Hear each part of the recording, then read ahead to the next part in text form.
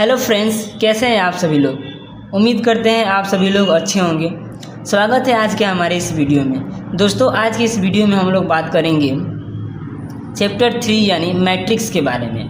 Matrix जिसको आप हिंदी में आव्यूह बोल सकते हैं, आव्यूह के बारे में आज हम बात करेंगे। सबसे पहले आपको देखिए यहाँ पे दिख रहा होगा चैप्टर 3 का पहला क्वेश्चन जो एक्सरसाइज 3.1 का है। हमें इन सभी क्वेश्चन को करने से पहले सबसे पहले मैट्रिक्स के बारे में कुछ बेसिक जानकारी को जानना होगा, ठीक है। तो चलिए चलते हैं। देखिए ये जो आपको स्क्रीन पे दिख रहा है, देखिए आपके स्क्रीन पे दिख रहा होगा इंट्रोडक्शन ऑफ मैट्रिक्स, आव्यूह का परिचय यानी आव्यूह किसे कहते हैं। सबसे पहले हमें ये जानना पड़ेगा। देखिए दो या दो से अधिक अवयवों को किसी बॉक्स में सुव्यवस्थित करना ही आव्यूह कहलाता है। यानी दो या दो से अधिक अवयवों का मतलब होता है, ये जो देखिए ये बड़ा ब्रैकेट है, ये एक मैट्रिक्स है। मैट्रिक्स को हमेशा बड़ा ब्रैकेट से दिखाया जाता है, लार्ज ब्रैकेट से हम शो करते हैं, ठीक है। ये एक मैट्रिक्स है और इसके अंदर कुछ नंबर लिखे हुए हैं और इनके अंदर नंबर और लेटर दोनों में से कोई भी हो सकते हैं। देखिए जैसे इसमें दिख रहा है, इसमें आपको लेटर भी दिख रहा है और नंबर भी दिख रहा है। यानी मैट्रिक्स में आपका नंबर भी हो सकता है और लेटर भी, दोनों हो सकते हैं। देखिए अब देखिए ये इस मैट्रिक्स के अंदर जितने भी आपको अवयव दिख रहे हैं, जितने भी नंबर दिख रहे हैं, उन सभी को अवयव कहते हैं। जैसे इसमें देखिए इस मैट्रिक्स में आपको दिख रहा होगा 4, 2, y, x, 0, 1, ये दिख रहा होगा। इन सभी को अवयव कहते हैं। चलिए अब ये जो अवयव ऐसे सीधे लाइन में है, किस में है, जो अवयव ऐसे सीधे लाइन में है उनको हम बोलते हैं कॉलम। क्या बोलते हैं? उनको हम बोलते हैं कॉलम यानी स्तंभ। क्या बोलते हैं? स्तंभ भी हिंदी में बोला जाता है और इंग्लिश में इसको बोलते हैं कॉलम। और जो अवयव ऐसे लाइन में है, किस में है, ऐसे क्षैतिज लाइन में जो अवयव हैं उनको हम बोलते हैं रो। क्या बोलते हैं? उनको बोला जाता है रो, यानी हिंदी में आप इसको पंक्ति भी बोल सकते हैं, ठीक है।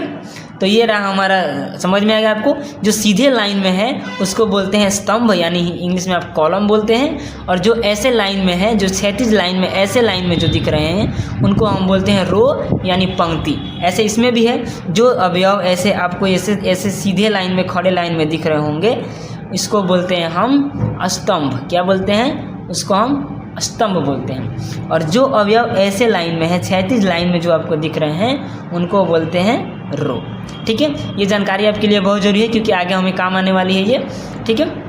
अब आपको जानना है कि अवयव को डिनोट किससे करते हैं। देखिए इस अवयव को जो ऐसे जैसे एक और आपको बना के दिखा देते हैं। मान लीजिए ये हमारा है एक मैट्रिक्स है जिसमें कुछ अवयव हैं, जैसे 4, 2, 0, y, ऐसे कुछ अवयव हैं, ठीक है। अब देखिए इन सभी अवयवों को हम डिनोट किससे करते हैं। ये जो पहला वाला है, इस पहला वाला के लिए हम लिखते हैं, ये पहला वाला के लिए हमारा होता है A11, ठीक है। यानी जो पहला रो है उसका फर्स्ट, जो पहला रो का पहला अवयव, ठीक है।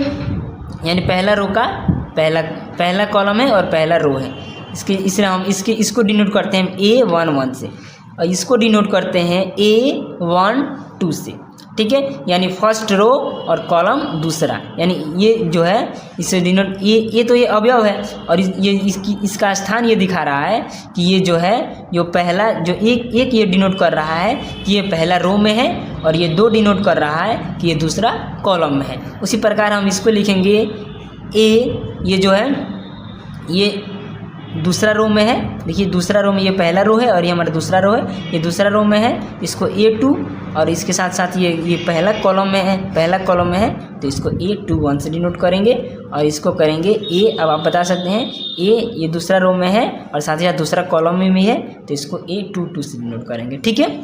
आगे चलते हैं।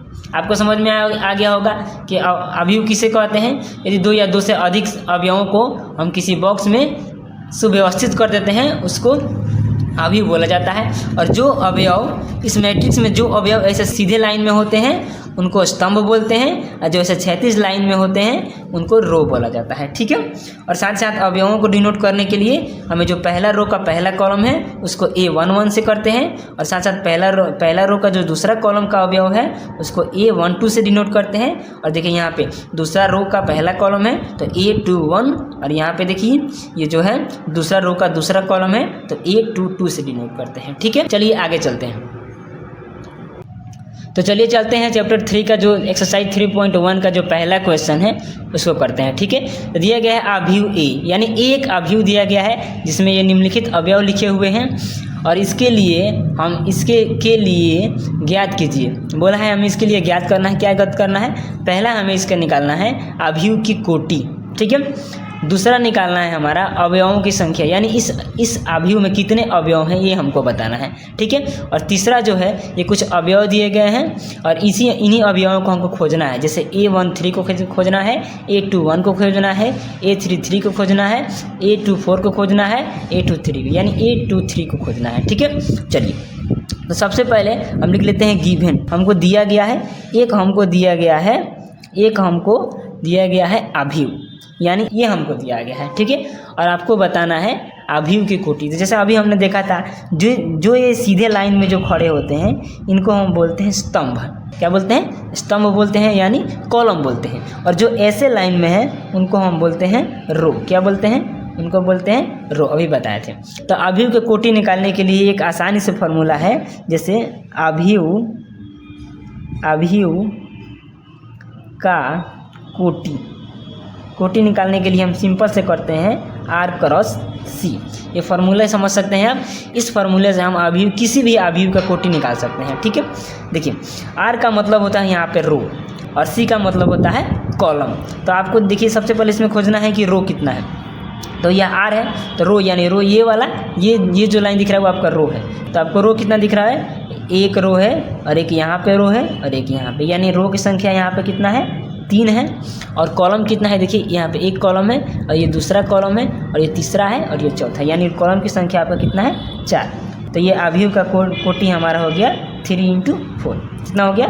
इसी को बोलते हैं, ये हमारा आ गया अवयव की कोटि, यानी कोटि मतलब इसको इंग्लिश में ऑर्डर भी बोलते हैं। यानी जो ये हमारा अवयव है वो 3×4 का है। ठीक है, 3×4 का अवयव का ये जो कोटि हमारा आ गया वो 3×4 आ गया। चलिए, यानी अवयव का कोटि हमारा कितना निकला? 3×4। इसी प्रकार आपको कोई भी अगर आपको मैट्रिक्स दिया रहेगा उसका अवयव, उसका अगर कोटि आपको निकालना होगा तो आप उसके रो को और कॉलम को आपस में मल्टीप्लाई करके लिख देना है। ठीक है, मल्टीप्लाई नहीं करना है, ये नहीं कि यहाँ पे गुणा कर देना है 4 3 12, ऐसे नहीं करना है। आपको इसी रूप में इसको छोड़ना होगा। 3×4 कोटि का ये अवयव है।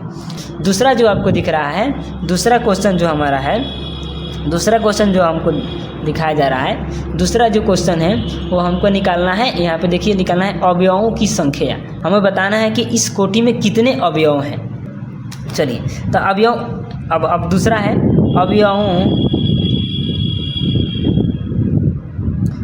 अवयवों की संख्या। अवयवों की संख्या निकालना काफ़ी आसान है।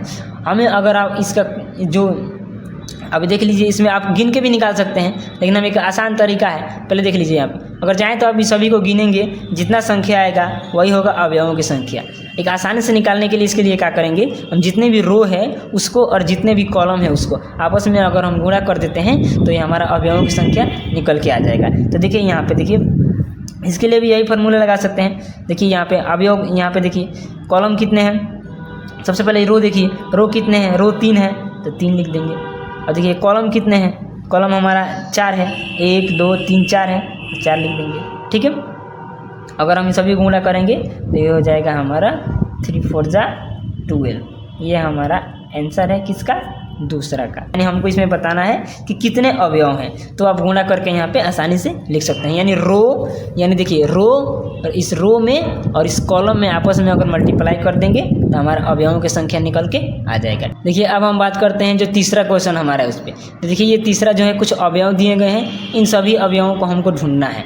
ये सभी अवयव इस मैट्रिक्स में है और इन सभी को ढूंढना है। हमें इसका स्थान दिया गया है यहाँ पे A13 का हमको खोजना है। तो देखिए A13 का मतलब क्या है कि सबसे पहले तो A अवयव है और 1 का मतलब जो ये पहला रो और 3 जो आपको दिख रहा है यानी तीसरे कॉलम पे हमको जाना है। तो देखिए पहला जो रो है वो पहला रो ये है और तीसरा जो कॉलम है ये पहला दूसरा तीसरा जो कॉलम ये है, यानी हमारा जो ये वाला है यही हमारा है A13, यानी जो हमारा A13 है वो हमारा है 19।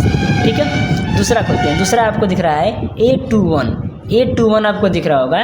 तो A21 क्या है? सबसे पहले देखिए 2 का मतलब यहाँ पे है दूसरा रो और ये 1 का मतलब होता है पहला, यहाँ पे 1 है यानी कॉलम है, यानी 1 नंबर कॉलम में जाना है। ठीक है, तो सबसे पहले आपको दूसरा रो में जाना है, ये दूसरा रो है और साथ ही साथ जो पहला कॉलम है ये पहला कॉलम ये है। तो ये जो हमारा जो ये आपको दिख रहा है यही है हमारा A21, यानी हमारा ये A21 कितना आ जाएगा 35 यानी 35। ठीक है, उसके बाद आपको दिख रहा होगा A33, यानी जो ये जो A3 है वो हमको तीसरा रो में लेके जाएगा और ये साथ से जो ये 3 है तो हमें तीसरा कॉलम में लेके जाएगा। सबसे पहले ये हमारा जो है ये तीसरा रो ये वाला है और साथ ही साथ पहला दूसरा तीसरा कॉलम ये वाला है, यानी जो ये हमारा -5 है यही है हमारा इसका A33 का आंसर। तो यहाँ पे हम लिख देंगे A-5, यहाँ पर हमारा -5 हो गया। उसके बाद हमारा एक लास्ट बचा हुआ है, नहीं उसके बाद और भी है। उसके बाद जो हमारा है वो है हमारा A24 है। A24 आपको मिलेगा कहाँ पे? सबसे पहले हमको जाना पड़ेगा A24 के लिए, यहाँ पे 2 है तो 2 के लिए हमको सबसे पहले दूसरा रो में जाना पड़ेगा, यानी दूसरा रो हमारा ये है जिसके फर्स्ट में 35 है, ये हमारा दूसरा रो में और साथ ही साथ यहाँ पे चौथा कॉलम यानी आपका मिल जाएगा यहाँ पे दूसरा रो और ये चौथा कॉलम। देखिए यहाँ पे 1 2 3 4 ये चौथा कॉलम है और ये हमारा जो होगा A24 होगा। ठीक है, हमारा A24 का आंसर कितना होगा? यहाँ पे होगा आंसर 12। ठीक है, अगला ढूंढते हैं। अगला जो हमारा है यहाँ पर दिख रहा होगा आपको A23, यानी जो है हमारा ये दूसरा रो में जाना है और तीसरा कॉलम में जाना है, उसके बाद हमें ये मिलेगा। आगे चलते हैं। ये देखिए ये हमारा आएंगे सबसे पहले दूसरा रो में, तो दूसरा रो यही वाला है और साथ ही साथ ये जो है तीसरा कॉलम है, यानी तीसरा कॉलम ये है, यानी दूसरा रो और तीसरा कॉलम, यानी जो ये हमारा है 5/2, ये हमारा हो जाएगा 5/2, ये हमारा होगा A23 का आंसर। इसी प्रकार आप कर सकते हैं। देखिए काफ़ी आसान है, ये जो चैप्टर है वो काफ़ी आसान है। इसी प्रकार तैयारी कीजिए, इस चैप्टर के प्रत्येक क्वेश्चन को कराएंगे एक। तब तक आप इसके स्क्रीनशॉट ले सकते हैं या फिर आप इसका नोट्स बना सकते हैं। ठीक है, मिलेंगे अगले वीडियो में, तब तक के लिए धन्यवाद।